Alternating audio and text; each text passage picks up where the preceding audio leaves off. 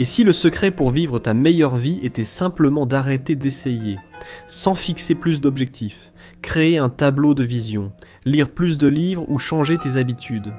Arrête simplement d'essayer, arrête de faire semblant, arrête de jouer le jeu, arrête de courir après ce que tout le monde dit qui te rendra heureux. Parce que peut-être que le problème ce n'est pas que tu n'en fais pas assez. Peut-être que le problème c'est que tu fais trop de mauvaises choses. Et personne ne le savait mieux que Diogène, l'ancien philosophe qui ne s'est pas contenté de s'éloigner des attentes de la société. Il leur a craché dessus, il s'est moqué d'eux, puis il a pissé dessus, au sens propre comme au figuré. Diogène de Sinope n'était pas un philosophe ordinaire. Il n'écrivait pas de beaux essais, ne fondait pas d'école, ni ne débattait dans un amphithéâtre en marbre des subtilités de la logique. Il vivait dans un tonneau, mangeait de la nourriture trouvée dans les tas d'ordures, mendiait des restes et se promenait dans les rues d'Athènes avec une lanterne en plein jour, affirmant qu'il cherchait un homme honnête. Un jour, voyant un enfant boire au ruisseau avec ses mains, il jeta sa coupe, comprenant qu'elle était inutile. Il interrompait les cours de Platon pour se moquer de lui. Et lorsqu'Alexandre le Grand, l'homme le plus puissant du monde, lui offrit tout ce qu'il désirait, Diogène répondit simplement « Oui, pousse-toi, tu bloques le soleil. » Ce n'était pas qu'une performance artistique, c'était de la philosophie en mouvement. Diogène croyait que nos souffrances viennent moins du manque que de notre attachement au statut, à l'approbation, à l'apparence, aux possessions et au confort. Nous menons des vies apparemment réussies, mais vides intérieurement. Nous poursuivons l'idée du bonheur, en améliorant sans cesse nos routines, nos habitudes, nos appareils et nos identités, pour finir plus anxieux, plus épuisés et plus déconnectés. L'auto-assistance aujourd'hui n'est souvent qu'une auto-optimisation déguisée, une façon de polir le masque au lieu de l'enlever. Mais Diogène avait une idée radicale différente. Et si la clé de la paix n'était pas l'addition mais la soustraction ? Le cynisme, du moins dans sa forme philosophique originale, ne consiste pas à être négatif, mais à couper à travers les mensonges. Diogène n'était pas cynique parce qu'il détestait les gens. Il l'était parce qu'il voyait à quel point les gens s'étaient profondément perdus dans les mensonges. Le mensonge d'impressionner, de posséder plus pour se sentir digne, ou de s'intégrer pour se sentir en sécurité. Il a ainsi dépouillé sa vie de tout, physiquement, mentalement, émotionnellement et spirituellement. Il a opté pour une vie très simple, non comme publicité, mais pour atteindre la liberté. Il ne voulait rien de personne et a trouvé sa force dans ce vide. La culture moderne nous apprend à poursuivre la meilleure version de nous-mêmes, à être plus productif, plus attirant, plus performant. Mais Diogène demande « Et si votre meilleur moi n'était pas à construire, mais à révéler, et si au lieu de faire semblant, le but était d'être authentique plutôt que meilleur ?» C'est de cela que parle cette vidéo, pas des 5 étapes vers la productivité. Ce n'était pas la routine stoïque du matin, mais quelque chose de plus profond et dangereux. L'art ancien de ne pas se soucier des mauvaises choses, la voie de la soustraction, la philosophie sauvage, libératrice et inconfortable de vivre avec moins, mais de vivre davantage. Honnêtement, c'est le guide du cynique pour vivre sa meilleure vie. Tout commence en se demandant « Que souhaitez-vous laisser partir ?» Parce que peut-être c'est la première étape vers la liberté.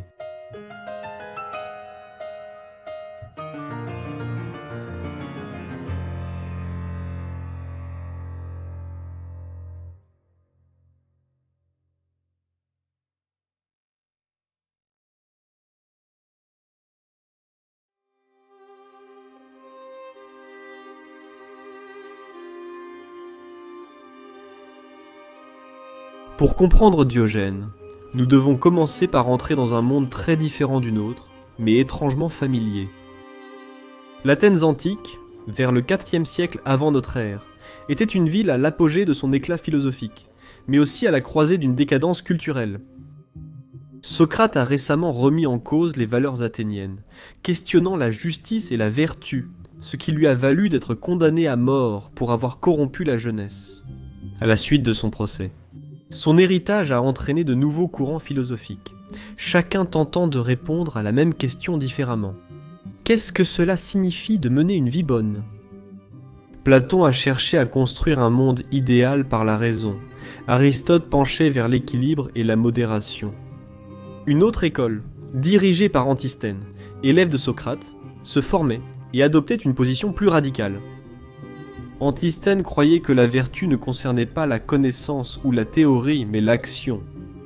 Dans ce monde de débats et de bouleversements est apparu un personnage sauvage et intransigeant, Diogène de Sinope. Diogène n'est pas né à Athènes. Il venait de Sinope, une ville située sur la côte de la mer Noire, où il travaillait, de toutes choses, comme banquier. Mais quelque chose a mal tourné. Selon la légende, soit Diogène, soit son père a été pris. Ils ont falsifié la monnaie en modifiant les images des pièces, les rendant inutilisables. Dans la Grèce antique, la monnaie n'était pas seulement de l'argent, c'était un symbole de confiance civique, de valeurs partagées. En la corrompant, Diogène ne commettait pas qu'une fraude, il remettait aussi en cause les fondements des valeurs de la société. Il fut exilé de Sinope et erra, arrivant finalement à Athènes sans rien. Au lieu de reconstruire sa réputation ou de repartir discrètement, il a redoublé de défiance. Il a pris le fait de défigurer les pièces de monnaie, symbole de fausses valeurs, et en a fait une mission de toute une vie, défigurer chaque fausse valeur qu'il voyait dans le monde. À Athènes, Diogène est devenu un élève d'Antisthène, mais pas au sens scolaire du terme. Antisthène ne voulait pas de disciples, et lorsque Diogène a essayé d'apprendre de lui, Antisthène l'a frappé avec un bâton pour le chasser. Diogène ne broncha pas. « Frappe, dit-il, car tu ne trouveras pas de bois assez dur pour m'éloigner de toi. » Sa persévérance lui permit de rejoindre Antisthène, et Diogène développa les idées de son maître bien au-delà de ce qu'on aurait cru possible. Alors qu'Antisthène parlait de mener une vie vertueuse avec des besoins minimaux, Diogène la vivait sans relâche, sans honte, voire de manière choquante. Il ne possédait presque rien. Il dormait dans une grande jarre, en céramique parfois appelée tonneau, dans la rue. Il mendiait de la nourriture et buvait l'eau des ruisseaux. Il portait le même manteau chaque jour, été comme hiver. Il ne faisait aucun effort pour paraître respectable. En fait, il faisait tout le contraire. Il tenait à violer les normes sociales en public, mangeant sur la place du marché, urinant dehors, allant même jusqu'à se masturber en public, quand il en avait envie. Quand les gens le critiquaient pour agir comme un chien, il ne le niait pas, il l'assumait. Les autres chiens mordent leurs ennemis, disait-il. Moi, je mords mes amis pour les sauver. On l'appelait kynikos, qui signifie semblable à un chien, d'où vient le mot cynique, mais ne le prenez pas pour un fou ou un clown. Diogène n'agissait pas de manière scandaleuse par plaisir, mais de façon intentionnelle. Il pensait que beaucoup vivent enchaînés. Il ne voit pas, enchaînés par les coutumes, les attentes, les rôles sociaux et le désir sans fin d'en avoir plus. Donc, il cherchait à choquer pour révéler aux gens les murs de leur propre prison en déféquant en public. Il n'était pas vulgaire. Il demandait pourquoi un acte naturel et nécessaire est jugé honteux, alors que la tromperie et la cupidité ne le sont pas. Quand il mendiait de la nourriture, il n'était pas paresseux. Il montrait que la survie ne nécessite pas la richesse, et que nos besoins supposés sont souvent des luxes déguisés en nécessité. Il se moquait des riches non par jalousie, mais pour exposer leur peur et leur dépendance envers des choses dont il avait déjà appris à se passer. Diogène abordait des hommes bien habillés et leur demandait de l'argent, non pas parce qu'il s'attendait à ce qu'ils lui en donnent, mais pour leur rappeler combien ils possédaient le peu d'eux-mêmes. Il entrait dans l'académie de Platon, l'école de philosophie la plus respectée, et interrompait les cours. Une fois, après que Platon eut défini l'homme comme un bipède sans plumes, Diogène dépluma un poulet et l'apporta à l'académie en annonçant « Voici l'homme de Platon ». Platon finit par qualifier Diogène de Socrate devenu fou, mais Diogène n'était ni fou ni ignorant. Il était dangereux comme seul peut l'être quelqu'un qui n'a rien à perdre, et sa vie n'était pas une rébellion sans but. C'était une mise à l'épreuve de ce qui compte vraiment. Son rejet de la société était délibéré. Il ne s'agissait pas d'éviter la douleur ou de fuir l'inconfort, il s'agissait de choisir le bon type d'inconfort. Il a volontairement embrassé ce que les autres craignaient, la faim, la pauvreté, l'humiliation, la solitude, car ce faisant, il est devenu invincible face à elle. Avec quoi pouviez-vous le menacer ? Il n'avait rien à saisir, aucune réputation à perdre, ni peur du jugement. Il s'était dépouillé de tout le superflu et en ce faisant, il avait trouvé une forme de force que la plupart d'entre nous ne peuvent même pas imaginer. Diogène n'exigeait pas qu'on suive son mode de vie. On n'a pas à vivre dans un tonneau pour être libre. Mais il pensait que chacun devait remettre en question ce qu'on lui avait appris à valoriser. Il poussait les gens à examiner leurs désirs, leur confort, leur routine. Pour lui, l'autosuffisance était la seule richesse, l'honnêteté la seule vertu, et la vraie vie, celle conforme à la nature, non aux conventions sociales. Il ne croyait pas à la théorie sans la pratique. Il était le genre de philosophe qui n'avait pas besoin d'écrire de livres parce qu'il était le livre, sa vie était la philosophie. Et c'est la clé pour comprendre Diogène. Il ne se rebellait pas par plaisir, mais pour révéler quelque chose de plus profond et vrai. Chaque insulte, chaque acte grossier, chaque défi était destiné à réveiller les gens. Il voulait qu'ils ressentent l'absurdité de leur propre comportement, qu'ils voient qu'ils vivaient comme des prisonniers dans des cages dorées, des cages qu'ils avaient construites eux-mêmes. Diogène n'était pas seulement contre la société, il était pour quelque chose de meilleur. Une vie de liberté brute, non scénarisée, une vie de vérité, aussi inconfortable soit-elle. Et la seule façon d'y parvenir était de se débarrasser de tout ce qui était faux. C'est pourquoi il compte, non seulement comme curiosité historique, mais aussi comme miroir. Parce que quand on regarde Diogène, on est obligé de se demander quelle partie de ma vie repose sur l'illusion. À quoi est-ce que je m'accroche ? Ça, je n'en ai pas vraiment besoin. Quelle fausse valeur ai-je acceptée juste pour m'intégrer ? C'est le début du chemin cynique, pas la destruction, mais l'excavation, pas le nihilisme, mais la vérité. Et Diogène était prêt à tout perdre pour la trouver.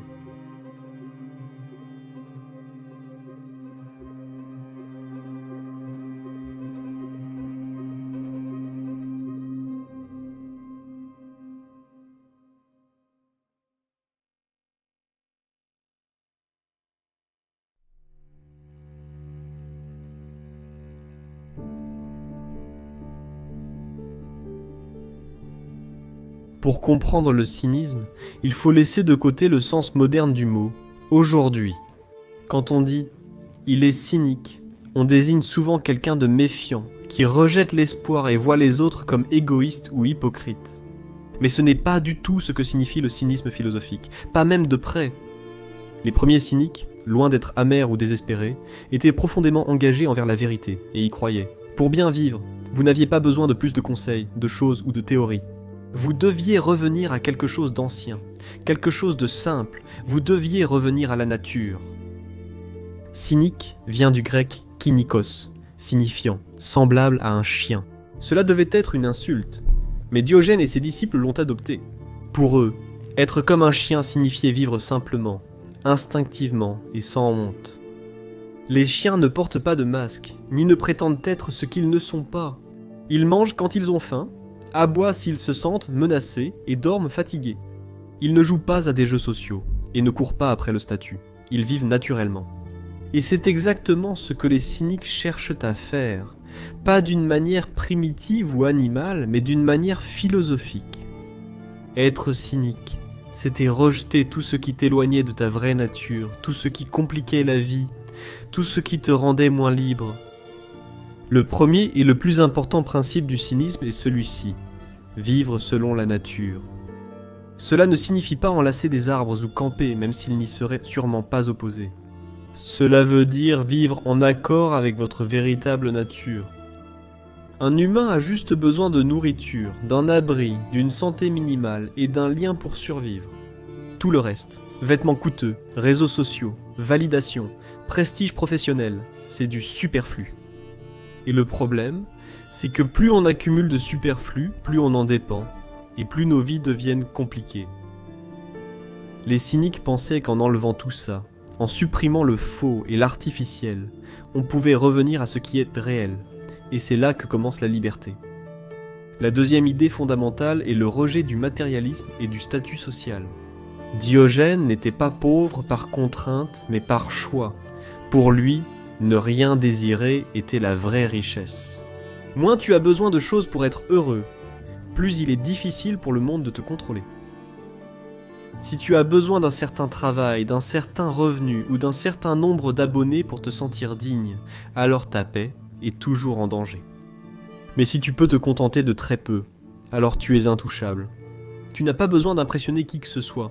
Tu n'as pas besoin de gagner le jeu parce que tu n'y joues même pas. Diogène disait souvent que celui qui est content du moins possède le plus. Et dans un monde qui nous pousse sans cesse à améliorer notre vie, ce genre de contentement est révolutionnaire. Troisièmement, le cynisme repose sur une honnêteté radicale, non seulement envers les autres, mais aussi envers soi-même. Cela signifie affronter les vérités difficiles que vous évitez habituellement, celles que vous camouflez avec des distractions ou des excuses. Le cynique ne fait pas semblant de ne pas porter un masque pour plaire aux autres. Il ne ment pas pour protéger son ego. S'il est faible, il l'admet.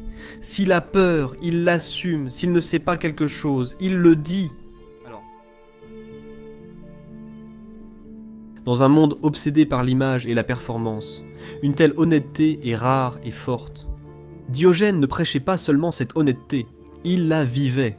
C'est pourquoi il faisait en public des choses dont les autres avaient honte. Pas pour choquer, mais pour demander. Pourquoi te caches-tu ? Qui t'a appris à avoir honte d'être humain ? Une autre partie essentielle de la philosophie cynique est la pratique de se débarrasser de tout ce qui est superflu. Ce n'est pas du minimalisme comme une tendance de vie, c'est plus profond que ça. Les cyniques croyaient que la vertu, c'est-à-dire la force de caractère, la paix intérieure et la sagesse, n'était pas quelque chose qu'il fallait acquérir, mais que c'était déjà en nous, simplement enfoui sous des couches de conditionnement, de désir, de peur et de distraction. Donc, leur tâche n'était pas d'apprendre plus ou d'acquérir plus, mais de désapprendre, de simplifier, d'enlever toutes les couches et de trouver ce qui est essentiel. Pensez-y comme à la sculpture. Vous n'ajoutez pas de l'argile pour faire la statue, vous en retirez, vous enlevez des morceaux jusqu'à ce qu'il ne reste que la vérité. Beaucoup confondent cynisme et stoïcisme qui sont pourtant proches. Le stoïcisme est apparu plus tard, reprenant certaines idées similaires. L'autosuffisance, la maîtrise des désirs et l'indifférence aux opinions d'autrui. Mais le stoïcisme est le frère poli et socialement acceptable. C'est la version soignée que l'on peut pratiquer en costume-cravate. Le cynisme, c'est le grand frère sauvage hors du système qui se moque totalement de ce que tu penses. Le stoïcisme prône de supporter dignement les difficultés, alors que le cynisme questionne. Pourquoi se soumettre à des règles irréelles ? Le stoïcisme valorise la maîtrise de soi et la force intérieure, tandis que le cynisme se rebelle ouvertement contre tout ce qui est faux ou artificiel. L'un et l'autre cherchent la liberté, mais le cynisme l'atteint par la confrontation et le détachement des conditionnements sociaux. Le cynique n'est pas un théoricien, il ne passe pas son temps à parler de vertu, il la vit. Diogène a dit un jour, « Un homme riche n'est pas celui qui possède beaucoup, mais celui qui a besoin de peu. » Il ne publiait pas de livres et ne donnait pas de conférences, il démontrait la philosophie. Chaque acte de sa vie critiquait la société et enseignait la liberté. Lorsqu'on l'interrogeait sur ses croyances, il évitait les longs discours. Il leur montrait par sa façon de vivre ce qu'il rejetait, ce qu'il endurait. Le cynisme de cette manière est une pratique. Il ne s'agit pas de croire en une idée, il s'agit d'enlever ce qui t'empêche de la vivre, et c'est ce qui rend le cynisme si pertinent aujourd'hui. Parce que nous vivons à une époque de complexité massive, de distraction constante, de consommation sans fin, de masques sociaux et d'anxiété de performance. On nous dit que pour améliorer notre vie, il faut acheter plus, savoir plus, faire plus. Mais le cynique murmure autre chose. Tu as déjà assez, tu es déjà suffisant, mais tu t'es enterré sous le bruit. Et tant que tu n'auras pas éliminé ce bruit, tant que tu n'auras pas désappris ce qui est faux, tu ne trouveras pas la paix. Alors non. Le cynisme n'est pas de la négativité, c'est la vérité brute, directe, indomptée, c'est un chemin de simplification radicale, non pas pour fuir la vie, mais pour la vivre plus honnêtement. Il n'apporte pas de réconfort, ni ne promet le bonheur traditionnel, mais il offre quelque chose de plus profond, l'intégrité. Le sentiment d'être sur un terrain solide, de savoir que tu ne fais pas semblant, que tu ne joues pas un rôle, tu vis simplement comme la nature l'a voulu, rien de plus, rien de moins. C'est la voie du cynique. Le cynisme n'est pas de l'amertume ni du pessimisme, mais voir à travers les mensonges, les tiens et ceux de tout le monde. Il s'agit de soustraction, non d'addition. Il ne faut pas se créer une nouvelle identité, mais éliminer les fausses. Il ne s'agit pas de devenir quelqu'un d'autre, mais de revenir à celui que tu as toujours été une fois que tu as arrêté de faire semblant.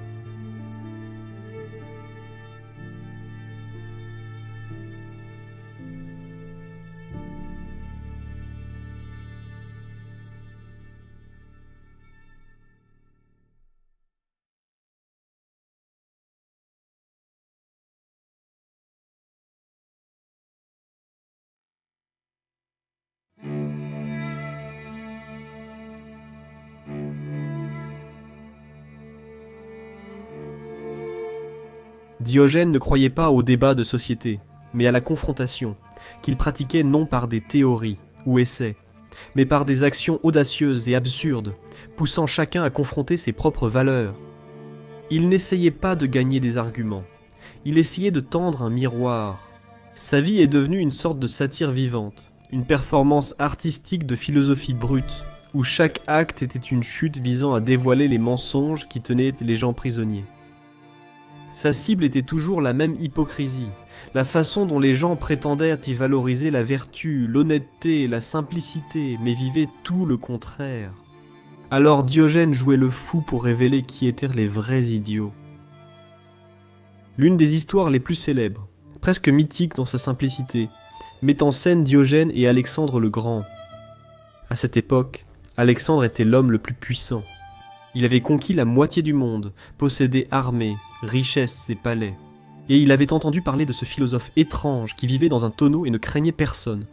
Curieux, Alexandre partit à sa recherche. Il trouva Diogène allongé au soleil, indifférent à la royauté ou à la gloire militaire. Alexandre s'approcha et déclara « Je suis Alexandre, le Grand. » Diogène, imperturbable, répliqua « Et moi, je suis Diogène. » Le cynique. Amusé. Alexandre lui offrit tout ce qu'il désirait, s'attendant peut-être à des éloges ou à une demande de faveur, mais Diogène répondit simplement « Oui, il y a bien quelque chose, écarte-toi de mon soleil. » Cette réplique est bien plus qu'une répartie, c'est une bombe philosophique. Alexandre incarnait l'empire, l'ambition et l'idée que la grandeur vient de la domination et du succès. Diogène, en ne réclamant rien d'autre que la tranquillité, a totalement renversé la logique du pouvoir. À cet instant, l'homme avec des armées était impuissant, et l'homme sans rien, allongé à moitié nu dans la rue, était plus libre que n'importe quel roi. Une autre cible des critiques philosophiques de Diogène était Platon. Après la mort de Socrate, Platon a voulu formaliser les idées de son maître en système. Il a ouvert l'académie, structuré la vertu en catégories et poursuivi les formes idéales. Diogène jugeait ses propos prétentieux et absurdes, comme lorsque Platon a défini l'homme comme un bipède sans plumes. Diogène n'a pas écrit de réfutation. Il a plumé une poule et, entrant à l'académie, déclara « Voici l'homme de Platon ». Platon a ensuite ajouté, avec de larges ongles plats, à la définition. Mais le message était déjà passé. Diogène pensait que trop réfléchir éloignait les gens de la réalité. Il rejetait les jeux intellectuels, recherchant action, vérité et immédiateté. Mais ses critiques n'étaient pas toujours aussi poétiques. Parfois, elles étaient carrément dégoûtantes. Exprès, Diogène mangeait souvent en public, ce qui était considéré comme un tabou à Athènes. Il urinait dans les coins publics. Une fois, il a déféqué sur la scène d'un théâtre, pendant une représentation. Il se masturbait sur la place du marché. Il savait que cela choquait les gens. C'était le but, les rendre mal à l'aise, qu'ils se demandent pourquoi cela les offense plus que la corruption, la cupidité ou le mensonge. Pourquoi considère-t-on une fonction corporelle naturelle comme honteuse, alors que prétendre être quelqu'un d'autre ne l'est pas? C'était là le génie de Diogène. Il a utilisé l'absence de honte comme arme, non pour choquer, mais pour tester les fondements des valeurs sociales. Dans une culture obsédée par l'apparence et les hiérarchies, il a choisi d'être ouvertement, et avec défi, un animal. Il a ainsi soulevé une question risquée. Quels aspects de notre comportement sont sincères et lesquels relèvent du théâtre? La honte est-elle quelque chose de naturel ou quelque chose qu'on nous a appris à ressentir? L'image la plus célèbre de Diogène est peut-être celle où il se promène dans Athènes avec une lanterne allumée en plein jour. Les gens lui demandaient ce qu'il faisait. Il répondait « Je cherche un homme honnête ». Ce n'était pas une blague, mais une déclaration sur la décadence morale qu'il constatait autour de lui. Tout le monde parlait de justice et de vertu, mais la plupart des gens, selon lui, étaient motivés par l'égoïsme, la peur et la vanité. Alors il cherchait l'honnêteté, non pas dans les mots, mais dans les actes. Et ce qu'il découvrait encore et encore, c'est que les gens s'accrochaient à des rôles et à leur réputation, pas à la vérité. Aujourd'hui, nous ne vivons plus dans l'Athènes antique, mais les problèmes dénoncés par Diogène persistent. En fait, ils ont même évolué à notre époque. La société vénère l'image de façon encore plus obsessionnelle. Les réseaux sociaux sont une scène de spectacle sans fin, où les gens façonnent leur identité, filtrent leurs défauts et présentent soigneusement la vie qu'ils veulent que les autres voient.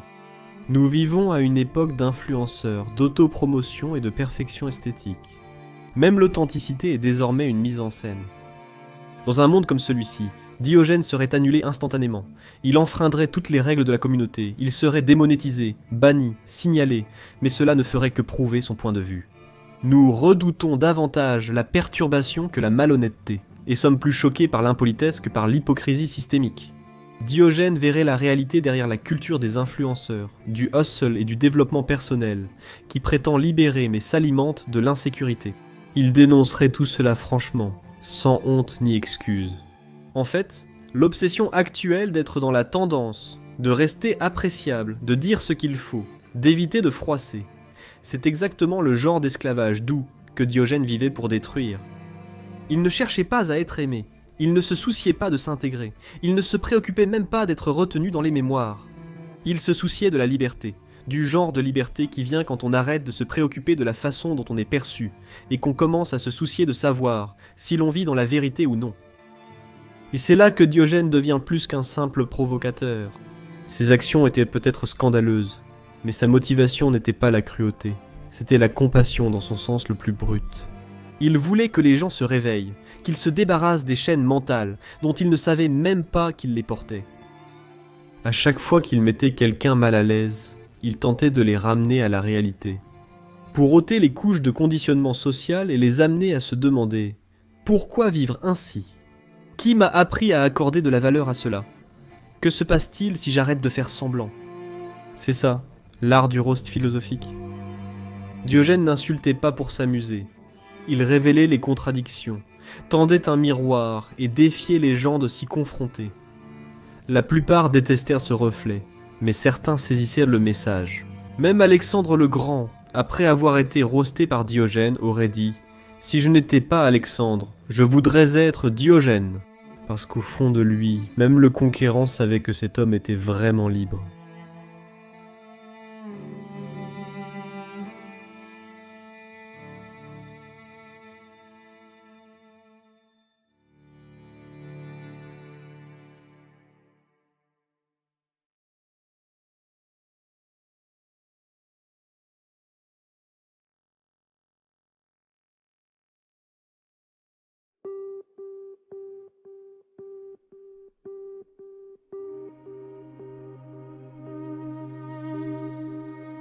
Diogène avait saisi ce que beaucoup fuient toute leur vie.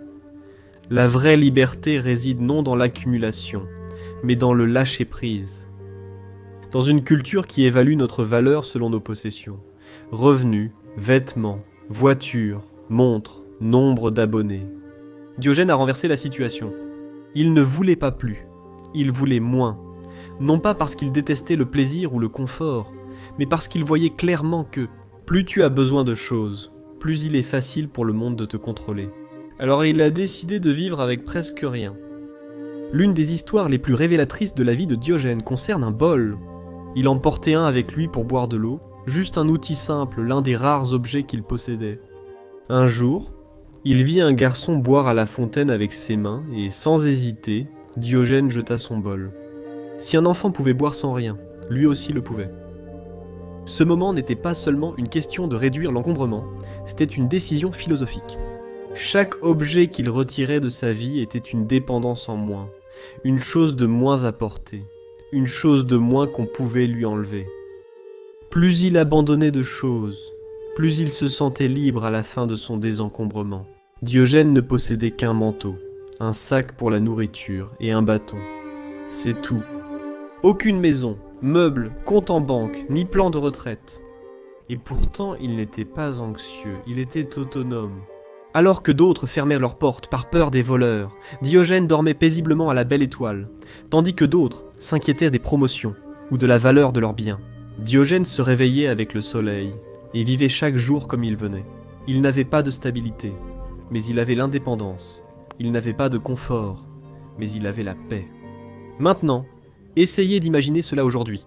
Imaginez si quelqu'un choisissait de vivre sans téléphone, sans domicile, sans réseaux sociaux, sans statut ni ambition. Nous ne les appellerions pas sages, nous les traiterions de fous. On nous a appris à assimiler la richesse au succès, la consommation au bien-être et le luxe au bonheur. Faites défiler Instagram ou TikTok et vous verrez des influenceurs exhiber leur jet privé, leur garde-robe de créateurs, leur routine matinale qui nécessite 300 produits de soins. Ces images nous sont présentées comme le summum d'une vie réussie. Mais est-ce vraiment le cas ? Diogène dirait non. Pas seulement non, il en rirait. Parce que ce qui nous semble être la liberté n'est souvent pas la liberté du tout. C'est juste une forme d'esclavage plus séduisante. Plus tu as besoin de choses pour te sentir bien, plus ta paix devient fragile. Si tu as besoin d'un salaire élevé pour te sentir en sécurité, alors ton employeur possède ta paix. Si tu as besoin d'un corps parfait pour te sentir aimable, alors ton miroir possède ta valeur personnelle. Si tu as besoin de stimulation continue pour ne pas t'ennuyer, ton téléphone capte ton attention. Ce n'est pas du pouvoir, mais de la dépendance. Déguisée, la philosophie de Diogène était simple. Possède moins, et tu craindras moins, et moins besoin, et tu souffriras moins. En te libérant des possessions et désirs, tu deviens intouchable, indépendant de la fortune, des modes ou de l'opinion publique. Quand quelqu'un le menaçait, il pouvait hausser les épaules. Que pouvait-il bien lui prendre ? Il avait déjà renoncé à tout, sauf à ce qui lui appartenait vraiment, son esprit, ses valeurs et son temps. Peu de gens aujourd'hui peuvent imaginer une telle richesse. Cela ne veut pas dire que tout le monde devrait jeter ses biens et vivre dans un tonneau. Le cynisme porte moins sur la pauvreté que sur la liberté face au désir. Il ne s'agit pas de refuser tout confort, mais de ne pas en être esclave. Il n'y a rien de mal à posséder des choses. Ce qui compte, c'est de savoir si ces choses te possèdent. Diogène n'a pas seulement abandonné ses biens, il a aussi renoncé à la peur d'en manquer. Voilà le vrai point. Tu peux avoir une maison, un travail, un téléphone, mais peux-tu t'en détacher ? Si tu devais le faire, pourrais-tu partir et te sentir quand même entier ? Notre économie moderne est basée sur le fait de te convaincre que tu n'es pas suffisant. Chaque publicité te murmure qu'il te manque quelque chose. Un meilleur corps, un meilleur téléphone, une meilleure vie. Et la solution est toujours d'acheter pour atteindre l'épanouissement.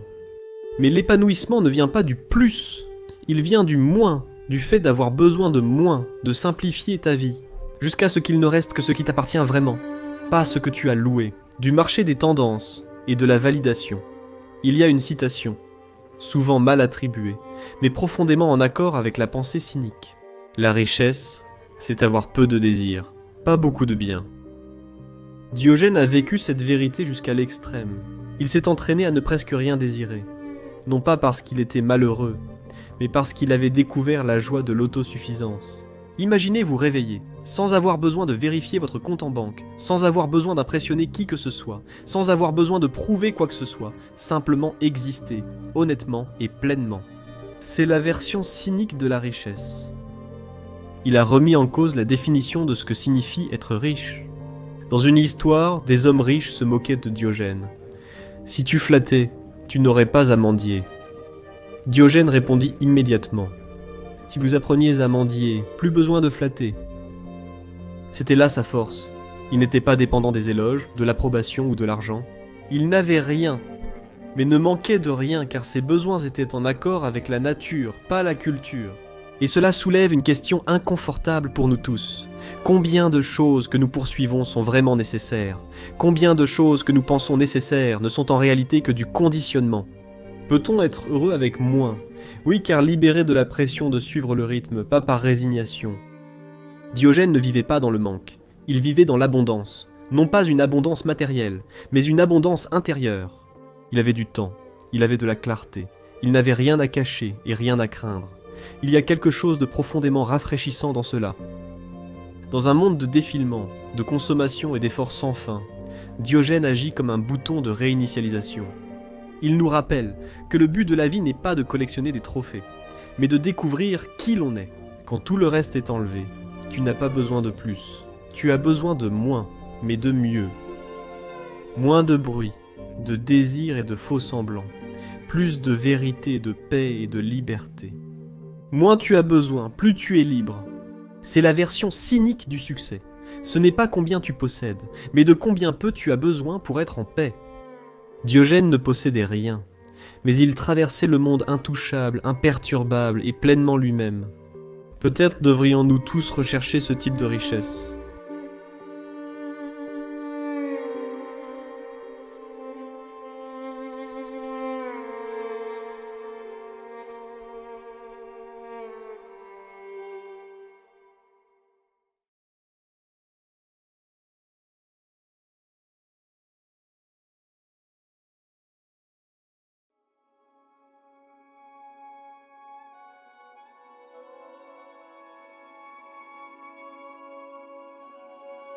Diogène n'a pas seulement rejeté la richesse ou le statut, il a rejeté quelque chose de bien plus puissant, le besoin d'être aimé, le besoin d'être accepté, la peur d'être jugé.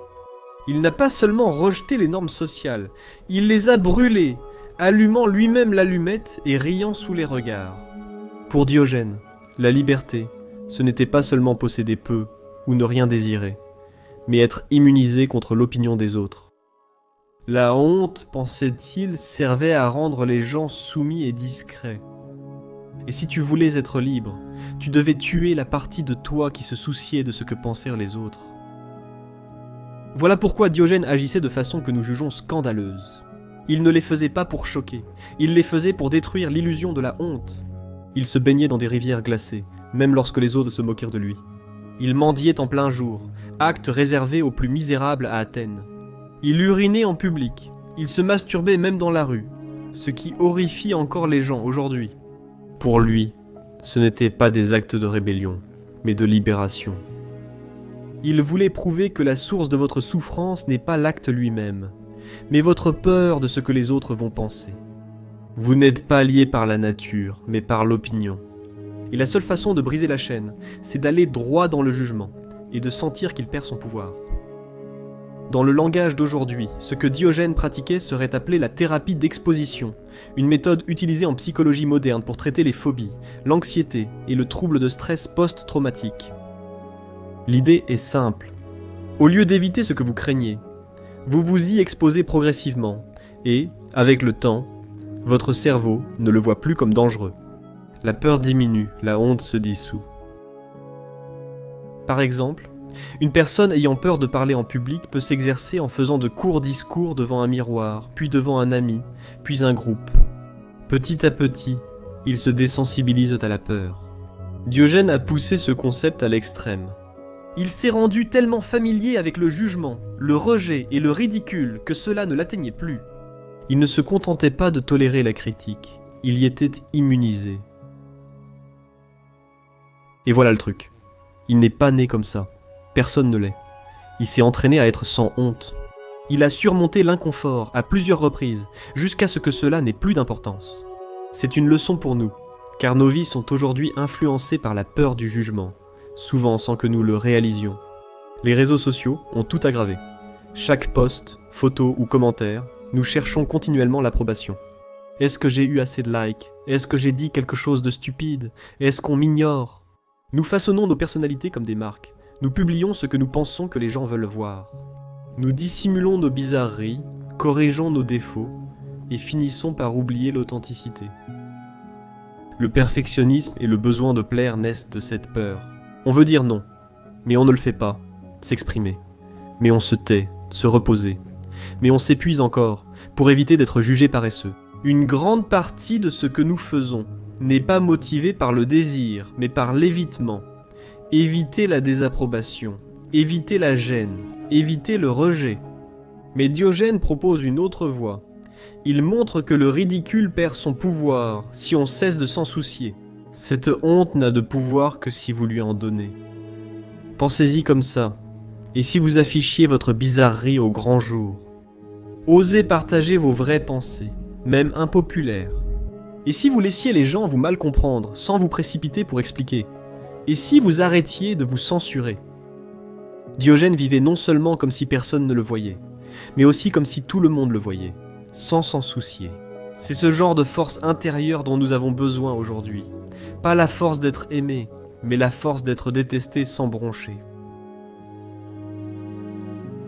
Vous n'avez évidemment pas à imiter Diogène, ni à mendier, prendre des bains froids ou défier toutes les normes sociales. Mais vous pouvez commencer à remarquer où la honte apparaît dans votre vie, quand vous vous taisez lors d'une conversation. De quoi avez-vous peur lorsque vous repoussez le début de quelque chose parce que vous vous sentez incompétent? Qui êtes-vous? Inquiet? Rira-t-on quand vous vous excusez de prendre de la place? À quel jugement imaginaire réagissez-vous? Remontez à l'origine de ces peurs, et vous trouverez une croyance. Je n'ai pas le droit d'être vu à moins d'être parfait. Diogène a brisé cette croyance. Et vous pouvez le faire aussi. Commencez petit. Dites ce que vous pensez vraiment dans une conversation, même si cela vous rend nerveux. Portez ce que vous aimez, même si ce n'est pas tendance. Exprimez une opinion en ligne sans la modifier pour la rendre acceptable. Montrez-vous tel que vous êtes, imparfait et entier. Et quand cette peur surgit, cette tension dans votre poitrine, cette voix qui dit qu'ils vont penser que vous êtes stupide, rappelez-vous Diogène, l'homme qui a pissé en public et qui a dit au roi le plus puissant du monde de se pousser. L'homme était plus libre dans son manteau en lambeaux que bien des gens en costume de créateur. L'homme qui nous a appris qu'au moment où tu cesses de craindre la honte, tu commences à vivre. C'est ce que le cynisme offre, non seulement un mode de vie minimaliste, mais aussi une révolution psychologique. Tu n'as pas besoin de changer qui tu es, tu dois simplement arrêter de cacher qui tu es. Tu dois être prêt à être vu, même si cela signifie être incompris. Tu dois accorder plus de valeur à la vérité qu'à l'approbation. C'est ce que Diogène a fait chaque jour de sa vie. Et il est mort non pas en martyr, mais en homme qui n'a jamais appartenu à personne. Ni par la peur, ni par la réputation, ni par le système. Pour vivre librement, il faut devenir indifférent au ridicule. Pas immunisé au point de ne jamais le ressentir, mais assez fort pour que cela ne guide pas tes actions. La véritable cage n'est pas le jugement, mais la peur du jugement. Brise cela, et tu pourras enfin traverser le monde sans chaîne, comme un chien au soleil. Comme Diogène, insensible à la honte, vivant sans jamais s'excuser.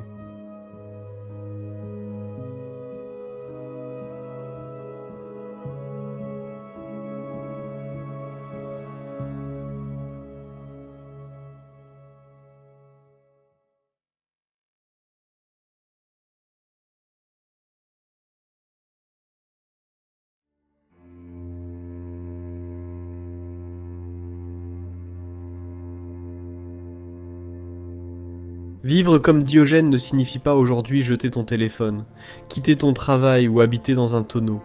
Le monde moderne n'est pas l'Athènes antique, et la plupart d'entre nous n'ont pas envie de devenir des philosophes de rue pieds nus. Mais l'esprit du cynisme, cette force brute et libératrice de se contenter de peu et de ne rien craindre, est plus pertinent que jamais aujourd'hui. Nous vivons dans une culture de consommation, de perfection affichée et de distraction dopaminergique. Tout nous pousse à rechercher toujours plus de confort, plus d'approbation, plus de choses. Être un cynique moderne ne signifie pas rejeter le monde, cela signifie rejeter les mensonges qu'il vous vend. C'est une façon de voir à travers le bruit et de dire « Je n'ai pas besoin de ça pour être libre ». Cela commence par un changement mental. Vous commencez à remettre en question vos désirs au lieu de les poursuivre automatiquement. Le cynisme pousse à se demander « Pourquoi vouloir cela ?» avant de poursuivre quoi que ce soit. Est-ce que cela vous apporte vraiment la paix, ou seulement une bonne image? Poursuivez-vous un objectif parce qu'il compte pour vos valeurs, ou parce qu'il vous vaudra des éloges? C'est ici que commence le parcours du cynique, non pas en changeant vos habitudes, mais en changeant votre façon de penser. Si vos désirs viennent de la publicité, de la culture ou de votre entourage, votre vie ne vous appartient plus. Et la liberté commence au moment où vous commencez à démêler lesquels de vos désirs vous appartiennent vraiment, et lesquels ont été programmés en vous. Une fois que cet état d'esprit est en place, vous pouvez commencer à expérimenter. Vous n'avez pas besoin de bouleverser votre vie d'un seul coup. En fait, la meilleure façon d'incarner le cynisme aujourd'hui est de le mettre à l'épreuve, un acte à la fois. Testez de petites pratiques qui vous sortent de votre zone de confort et vous éloignent de ce qui n'a pas d'importance. Commencez simplement. Passez une journée sans rien acheter. Pas de café, pas d'achats en ligne, pas de livraison de nourriture, aucune transaction de quelque sorte que ce soit. Observez simplement à quelle vitesse l'impulsion de consommer apparaît et à quel point il est inconfortable d'y résister. Cet inconfort, c'est votre limite. C'est là que commence la croissance. Une autre pratique est la détox digitale. Passez une journée ou quelques heures sans téléphone, ordinateur ou télévision. Aucun défilement, notification ou bruit de fond numérique. Vous remarquerez comme votre attention est souvent prise par les écrans. Sommes-nous si prompts à fuir le silence, l'immobilité, l'ennui ? Diogène, lui, n'en avait pas peur. Il acceptait, assis au soleil à observer les gens. Il marchait sans but, il parlait à des inconnus, il était présent à la vie dans sa forme la plus brute.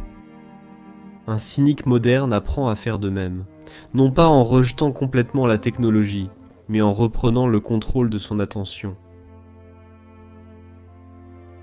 Une autre façon de renforcer vos muscles cyniques est de vous exposer au froid. Prenez littéralement des douches froides, marchez sous la pluie sans parapluie, asseyez-vous dehors en hiver pendant quelques minutes sans veste. Ce ne sont pas seulement des défis physiques, ce sont aussi des défis mentaux.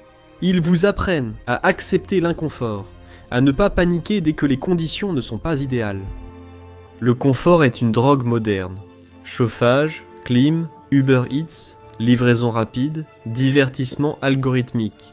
Tout vise à supprimer toute friction, mais Diogène s'y opposerait. C'est à travers la friction que tu grandis, tu découvres de quoi tu es fait. Quand la vie n'est pas parfaitement contrôlée, l'une des pratiques cyniques les plus puissantes consiste à t'exposer à l'embarras inoffensif.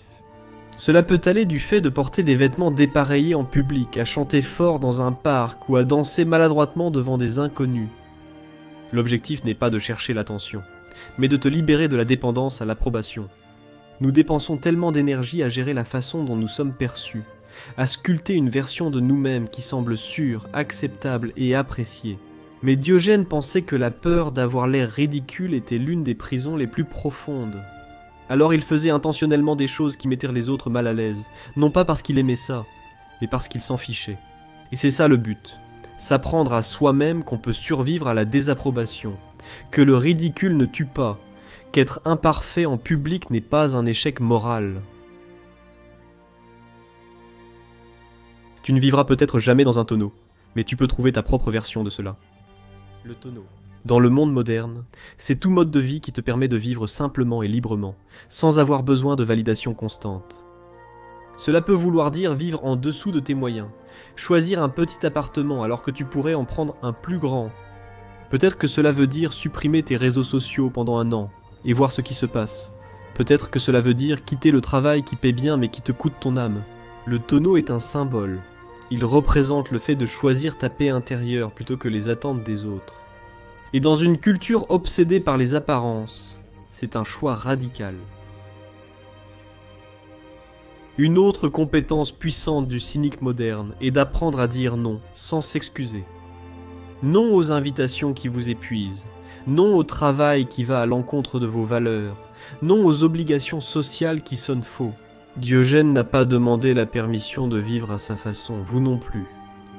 Beaucoup disent oui par culpabilité, habitude ou peur de manquer, mais chaque oui contre votre vérité est une forme d'auto-trahison.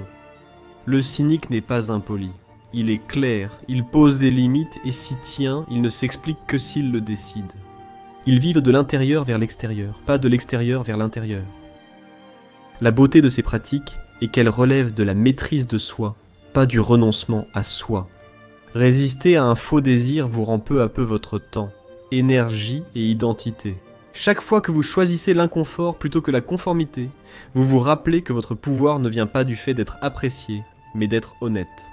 Diogène ne cherchait pas à être un martyr, il essayait simplement de vivre en accord avec ce en quoi il croyait. Et lorsque vous commencez à faire cela, même de petites manières, vous le ressentez. La joie discrète de ne plus faire semblant, la sérénité de savoir qu'on n'est pas prisonnier d'une vie non choisie. Vous n'avez pas besoin de vivre dans un tonneau, mais vous devez remettre en question vos conforts. Le cynisme n'est pas tout abandonner, mais renoncer à vouloir tout posséder. C'est là que commence la véritable paix, non pas en contrôlant votre environnement, mais en maîtrisant votre réaction face à celui-ci.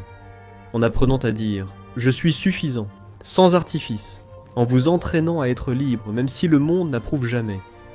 Et le meilleur dans tout ça, c'est que vous n'avez besoin de la permission de personne pour commencer.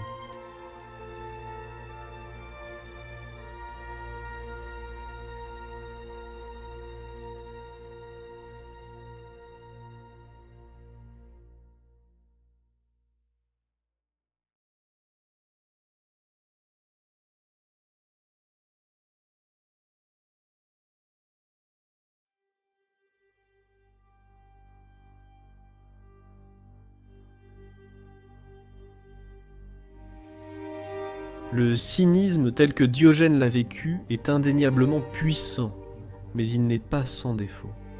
Quand on réduit une philosophie à l'essentiel et qu'on en fait un idéal, il est facile d'oublier que même les vérités les plus radicales peuvent projeter de longues ombres, malgré toute la clarté que le cynisme offre. Il y a des limites à tout rejeter, et si nous n'examinons pas ces limites, nous risquons de transformer un chemin de libération en un piège d'extrémisme. Il ne s'agit pas de rejeter Diogène, mais de s'engager honnêtement avec sa philosophie, même dans ses aspects peu compatibles avec la vie moderne. Voyons d'abord l'extrémisme. Le cynisme est naturellement radical. Il ne demande pas de petits changements. Il exige un dépouillement total des normes sociales, des conforts et des attaches. C'est ce qui le rend si puissant et dangereux. Quand on rejette possession, statut, ambition, honte, rôles sociaux, que reste-t-il? Pour Diogène, la réponse incarnait une liberté brute et naturelle. Pour d'autres, notamment aujourd'hui, cela vire vite au nihilisme. Si rien n'a d'importance, si chaque institution est corrompue, si chaque norme est fausse, si tout désir est une forme d'esclavage, à quoi bon? Contrairement au stoïcisme ou au bouddhisme, qui enseignent aussi le détachement mais dans un cadre de sens et de but, le cynisme s'arrête souvent à la phase de destruction. Il détruit les illusions, mais donne peu de conseils sur ce qu'il faut bâtir ensuite. Cela peut laisser les adeptes à la dérive, épuisés par la rébellion et incertains de la suite. Ensuite, il y a le problème du retrait social. Diogène s'est retiré du monde. Il n'a pas tenté de réparer la société, il l'a quittée physiquement et mentalement, réagissant ainsi à l'hypocrisie. S'éloigner? Mais que faire si vous ne voulez pas vous éloigner?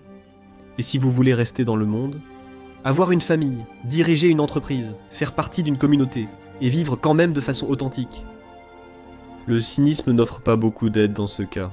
C'est un chemin solitaire, fait pour l'exclu, pas pour le bâtisseur. Les critiques notent que tout le monde ne peut pas se permettre un désengagement total. Certaines personnes ne peuvent pas vivre sans rien, ni rejeter le système. Ils ont des responsabilités, élever des enfants, s'occuper de proches, soutenir des communautés. Et même si tu peux te retirer, est-ce que ça résout quelque chose? Le cynisme peut libérer l'individu, oui, mais est-ce que ça améliore le monde? Pour quelqu'un d'autre. Rejeter le système est plus simple que le changer. Mais cela suffit-il? Le cynisme présente aussi le risque plus discret de l'autosatisfaction morale. Pour certains, rejeter les normes sociales n'est pas une question de vérité mais de supériorité, une simple mise en scène. Tu arrêtes de t'en soucier, non pas parce que tu as lâché prise, mais parce que tu veux paraître intouchable. Tu te moques des gens, non pour révéler la vérité, mais pour te sentir supérieur. Ce n'est pas du vrai cynisme, c'est de l'ego, dans un autre costume. Diogène était dur, mais il avait de l'intégrité. Il vivait sa philosophie chaque minute de chaque jour. Les imitateurs actuels cherchent sans doute à provoquer, utilisant l'honnêteté comme arme. Quand cela arrive, ce chemin vers la liberté devient juste un autre rôle, une nouvelle illusion à maintenir. Une autre critique qui mérite d'être prise au sérieux, c'est que le cynisme, du moins dans sa forme ancienne, peut manquer de compassion. Diogène était direct, provocateur, voire grossier. Il croyait en la vérité à tout prix. Mais la vie moderne ne se vit pas en isolement. Nous sommes faits pour la connexion. Travaillons en équipe. construisons des relations et nous soutenons mutuellement. Sur le plan émotionnel, il faut trouver un équilibre entre l'honnêteté et l'empathie, entre la franchise et la sensibilité. Les critiques soutiennent que le cynisme va trop loin. Ils jettent les masques, mais oublient parfois la valeur de la chaleur, de la patience et de la compréhension. Il y a une différence entre ne pas vouloir d'approbation et se désintéresser des autres. Dire la vérité est important, mais la manière compte aussi. Ton honnêteté peut te faire gagner un argument, mais te faire perdre la connexion avec les autres, si elle les éloigne. Et dans le monde d'aujourd'hui, c'est souvent dans la connexion que se produit la croissance la plus profonde. Enfin, il y a la question de la praticité. Soyons honnêtes, la plupart des gens ne vont pas vivre dans un tonneau. La plupart ne peuvent vivre sans rien, et même s'ils le pouvaient, leur vie serait-elle meilleure? Diogène vivait volontairement dans la pauvreté, qu'il voyait comme une arme contre les fausses valeurs de la société. Pour beaucoup, la pauvreté n'est pas un choix mais un piège. Le cynisme tend à idéaliser la souffrance, comme si l'inconfort était vertueux, mais il n'est pas toujours noble. Parfois, c'est simplement de la souffrance. Et s'il y a une grande force à apprendre à avoir besoin de moins, il y a aussi de la sagesse à construire une vie stable. Le défi consiste à appliquer le cynisme de façon sélective, à utiliser ses enseignements sans réduire sa vie en cendres, à prendre le principe, mais pas l'extrémisme. Vous n'avez pas besoin de tout renoncer, vous devez simplement arrêter de laisser tout vous posséder. La métaphore du tonneau est utile. Il n'est pas nécessaire de vivre dans un tonneau au sens propre. Votre tonneau peut être votre petit appartement, votre refus discret de rejoindre les réseaux sociaux, votre décision d'accepter un emploi moins bien payé qui vous apporte la paix. Cela peut être aussi simple que de ne pas s'habiller pour impressionner ou de dire non quand tout le monde s'attend à ce que vous disiez oui. Le but n'est pas de devenir Diogène, le but est de se rappeler ce qu'il représentait, la liberté, la vérité et l'autosuffisance, et de trouver un moyen de vivre selon ces valeurs dans la vie que vous avez choisie, pas en dehors d'elle. Le cynisme n'est pas un système parfait, ce n'est même pas vraiment un système, c'est plutôt comme un feu. Il détruit mensonges, illusions et vanité, mais le feu seul ne construit pas, il libère l'espace. Ce que tu crées ici dépend de toi, où interviennent d'autres philosophies, discipline et ta propre sagesse intérieure. Tu n'as pas à choisir entre vivre comme Diogène et vivre en société. Tu peux choisir une troisième voie, celle où tu t'impliques dans le monde sans te laisser consumer par lui.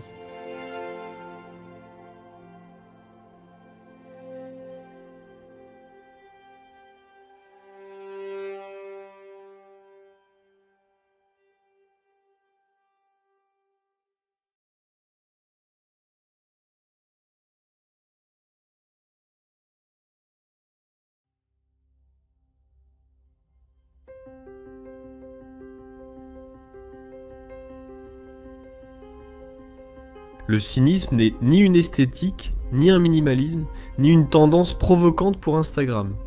C'est un défi, une confrontation radicale avec tout. Faux. Diogène ne vivait pas dans un tonneau pour attirer l'attention. Il y vivait parce qu'il refusait de mentir. Il refusait de faire semblant d'avoir besoin de ce que tout le monde disait qu'il lui fallait. Il ne voulait ni meilleur travail, ni meilleure tenue, ni meilleure réputation. Il voulait la vérité et était prêt à tout perdre pour la trouver. C'est le cœur du cynisme, non pas le rejet de la vie, mais le rejet de l'illusion. Il ne s'agit pas d'ajouter plus, mais d'enlever ce qui n'est pas réel. Tu n'as pas besoin d'être plus riche, plus intelligent, plus beau ou plus accompli pour vivre une bonne vie. Tu dois juste arrêter de courir après ce qui ne t'appartient pas. Le cynique n'offre pas de feuille de route vers le succès. Il t'offre une pelle, il te la tend, et il dit « Creuse, enlève tout ce qui n'est pas toi. Tu es né libre, puis tu t'es inscrit dans une prison de confort et de conformité. » C'est la vérité que la plupart des gens évitent. Nous nous enfermons tellement dans nos routines, nos rôles, nos réputations, que nous oublions que nous n'avons pas toujours été comme ça, que nous n'avons pas toujours eu peur de dire ce que nous pensions, que nous n'avons pas toujours été avides d'approbation. Quelque part en chemin, nous avons échangé l'authenticité contre l'acceptation, la vérité contre la facilité, la liberté contre le fait de rentrer dans le moule. Diogène n'a pas fait ce choix, et vous n'êtes pas obligé de le faire non plus. Alors voici le défi pour l'instant. Demandez-vous, quelle est la chose que je peux jeter aujourd'hui ? Pas quelque chose de banal, mais de réel. Une habitude toxique, une fausse personnalité, un besoin d'impressionner, un désir auquel vous vous accrochez, qui ne vous appartient pas vraiment. Un élément de désordre mental ou émotionnel qui vous empêche de vivre clairement, juste un. Commencez ici, sans regarder en arrière. La liberté vient du besoin de moins, non d'avoir plus. La paix vient de l'honnêteté, non d'être apprécié. Le monde essaiera toujours de vous déguiser, de vous alourdir, de vous rabaisser, mais c'est vous qui choisissez. Vous pouvez vous éloigner du bruit, vous pouvez laisser tomber les mensonges, vous pouvez vivre comme Diogène. Pas dans son tonneau, mais dans son esprit. Alors choisissez la vérité plutôt que le confort, choisissez moins plutôt que plus, choisissez la liberté plutôt que de rentrer dans le moule. Rappelez-vous les paroles de l'homme qui vivait sans rien, et ne craignait personne. Les dieux ne désirent rien, et ceux qui leur ressemblent désirent peu. Commence maintenant, soustrais ce qui n'est pas, tu vois ce qu'il reste. C'est le début d'une vie qui t'appartient vraiment.